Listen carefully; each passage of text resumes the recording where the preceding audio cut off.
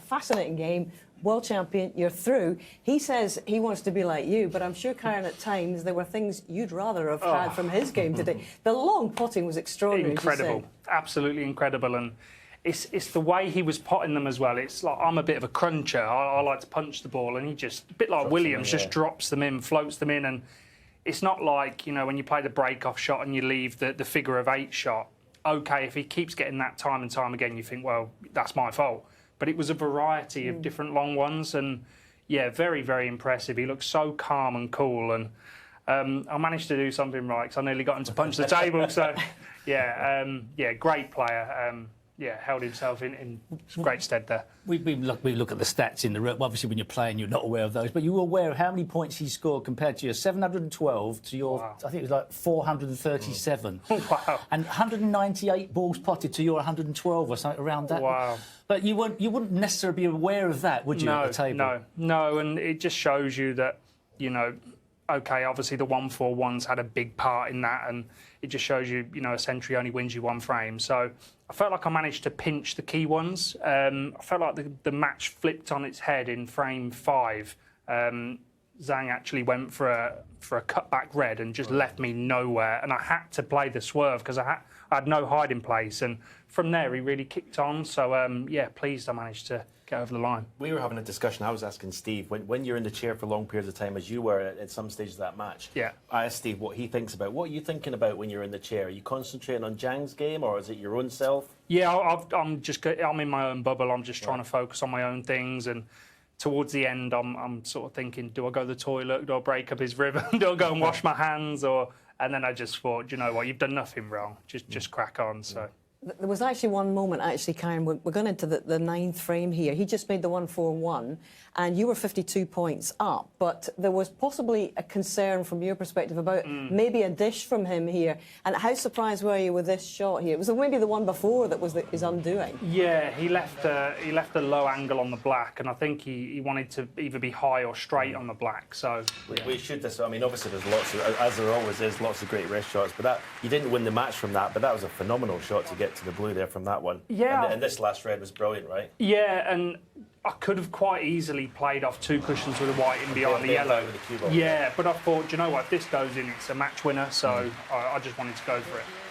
Yeah, full commitment. So, yeah, exactly, and you know, I wasn't really leaving the world if I missed it, so it was worth the risk. A lot's been talked about, you know, what it's like being the world champion. Is it an advantage coming into this room? You know, but it's how you feel as a person when you come in for the match, I suppose. Yeah, it's just given me a new air of confidence. I've always believed in myself. I've always been the sort of character that backs myself under pressure. But, you know, the titles give you that extra bit of oomph. And, you know, when you come into a tournament as a world champion, it gives you that extra air of confidence. And, you know, OK, if I'd have gone this season and not won a tournament, maybe I would have thought, well, do I deserve to be a world champion? I'm not sure. But obviously going on and kicking on and winning 2 big events as well and doing it the hard way, I feel like I've backed that up. Do you think winning this would cement your world champion status because this is the best players in the world you're playing against?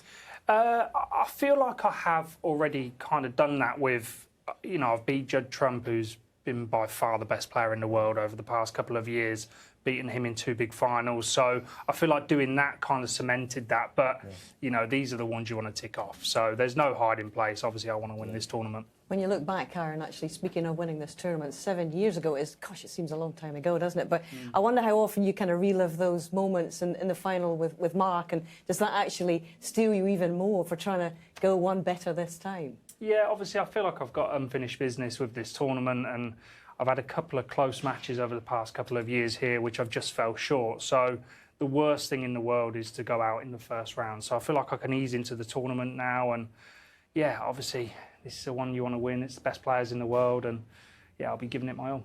You know, we were talking as well when you were out there about the fact that we're into the new year, and you're already on record about talking about potentially defending successfully your Crucible title and becoming the first to do so.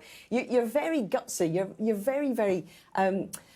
well, you just want to say what's in your mind and live up to it. I think that's a great way to play your sport.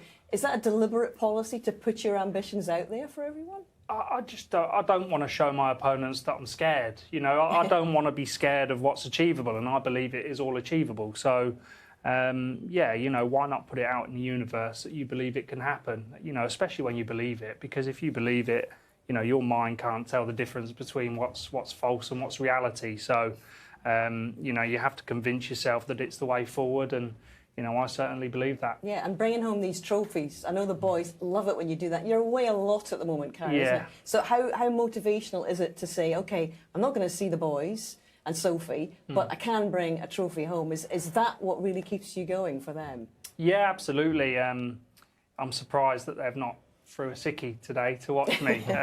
That's in their locker, to be honest. So, yeah, hopefully, you know, we've said, you know, we'd like them to come at the weekend. So that was the goal. Obviously, get the sort of nitty-gritty out the way, and you know, they're potential future snooker players themselves. You know, you guys have seen them floating around in the players' lounge, and I mean, what a great experience for them, and it's invaluable, really. I mean, you're unbeaten with this waistcoat, and you're thinking about jacking it in because it's rough, isn't it, on your fingers? Yes, it's just started to burn my thumb as you go through on the. Yeah, I think because I think I'm quite similar to Ronnie. I kind of like drive past my chest, so the waistcoat front has to be a certain material, otherwise that will just start bleeding. The year I got to the final, I actually changed my waistcoat after the first frame against Mark Allen because I had a suit company sponsor.